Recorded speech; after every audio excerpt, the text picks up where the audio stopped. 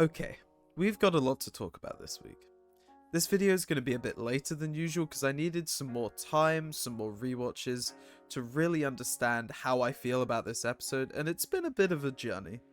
This isn't going to be like most of my JJK episode videos. I'm not going to be doing a full breakdown, an analysis, or anything like that. There's going to be plenty of people out there detailing all of those things, and what I really want to focus my attention on here is Gojo vs Toji round 2 and how it was portrayed in the anime that differs from the manga, how I felt at first, how I feel about it now. This was a really important episode for Mappa to get right, and it's already sparking a lot of controversy, and what this boils down to is that people feel disappointed or underwhelmed with Gojo's awakening, his Honored One moment, the Hollow Purple, how all of that was handled. And there's a lot of people that, on the other side, think, once again, the anime has enhanced the manga. Now, before I go into this more, I wanted to quickly just go over my experience with the episode. After watching it for the first time, I admit that my immediate reaction was also pretty conflicted. Had you asked me to rate the episode out of 10, I probably would have said a 9 or maybe an 8 minimum. Yet, had you asked me how do I feel, I would have said disappointed, underwhelmed. Now that doesn't really track, right? So I sat with it for a bit, rewatched the episode, and really tried to put the manga and my personal expectations completely aside and look at the sequence with the question, why did they choose to do this? If there's one thing I've adored about Season 2, it's that pretty much every frame, every movement, every line, there's been a specific and deliberate choice made by the team at Mappa, and that is absolutely the case here. I was personally expecting a more action-heavy, epic vibe for Gojo's awakening, as I think many people were, but honestly, that's not even necessarily something the manga leads you to believe.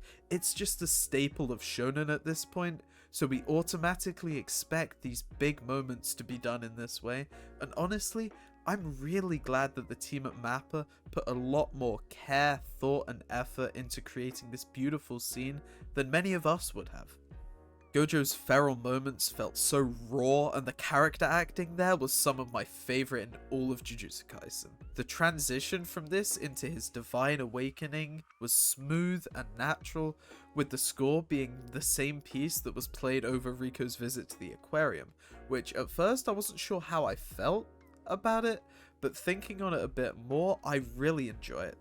It's definitely an interesting choice, seeming to parallel Gojo's and Riko's feelings, with both of them feeling a sense of freedom and wonder, but in different ways. Riko is so small in scale compared to the whales and the fishes that are swimming around in the aquarium, yet this is the first day since she was fated to merge with Tengen that she's felt like herself, that she's felt free. Gojo is experiencing the freedom and enlightenment that comes with understanding the core of cursed energy and unlocking his full potential through red, purple, and reverse curse technique. Riko's feeling all her emotions at once, yet with a blank expression on her face, whereas Gojo is feeling an overwhelming sense of wonder at the world, yet he lacks that simple anger that even he expects from himself. In case you couldn't tell, those conflicted feelings of disappointment and being underwhelmed with the episode have dissipated just as much as Gojo's feelings of anger did. This isn't a simple anime power boost moment. It means just as much for Gojo's character arc as it does his standings in the power scaling. There's a bunch of technical elements and comparisons that can be made here, which I've already seen hundreds of from both sides, but at the end of the day, if you weren't a fan of how this sequence was done, you still have the manga.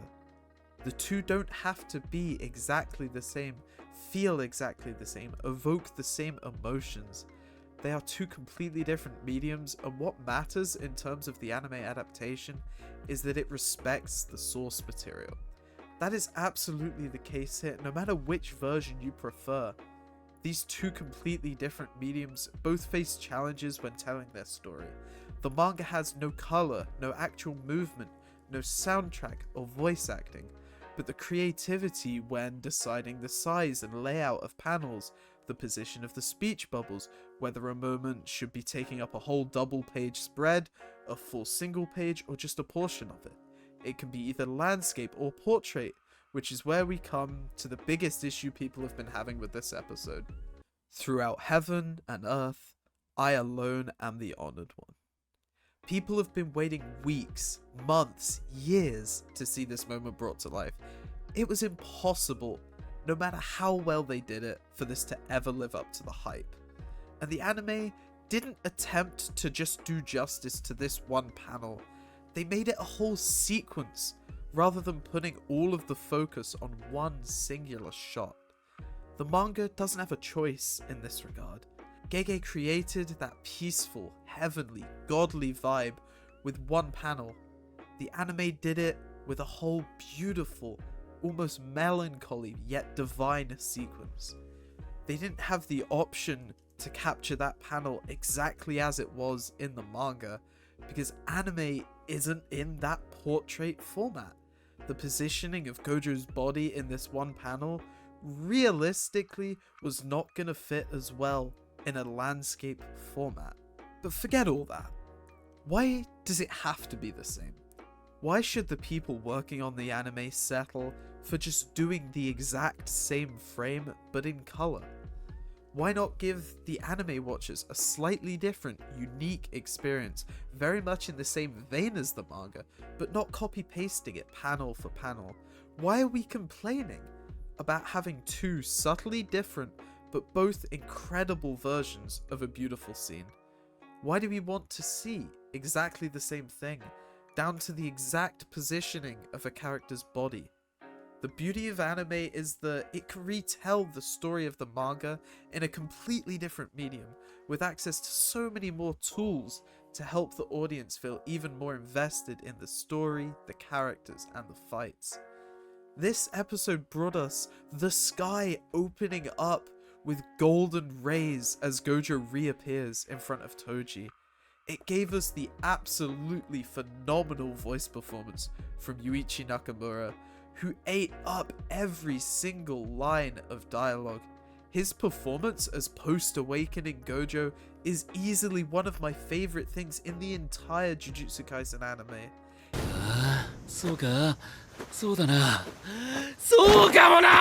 He absolutely nails the manic ramblings and then perfectly transitions into the calm, collected, and enlightened Gojo Satoru without missing a single beat. The animation and visuals of course remain breathtaking and on movie level quality. We love the manga. We can love the anime too, despite it sometimes differing. We can prefer one version over the other in some areas too. That's okay. It doesn't make the other version bad or disrespectful. So before you jump on the hate train for this episode or any anime adaptation, take a moment to try and view it like I did. I hope you guys enjoyed a more personal look at this episode and the conversation surrounding it. This just felt much more important to me rather than doing my standard type of video. I hope I didn't come off as too pretentious. It just really sucks seeing so much toxicity and hate surrounding something that you love, and I'm hoping that you guys enjoyed a more positive look. This is one of the best times ever for Jujutsu Kaisen fans, especially if you're also reading the manga, as well as getting these incredible episodes every week, so enjoy it. Thank you all for watching, and I'll see you guys in a blur.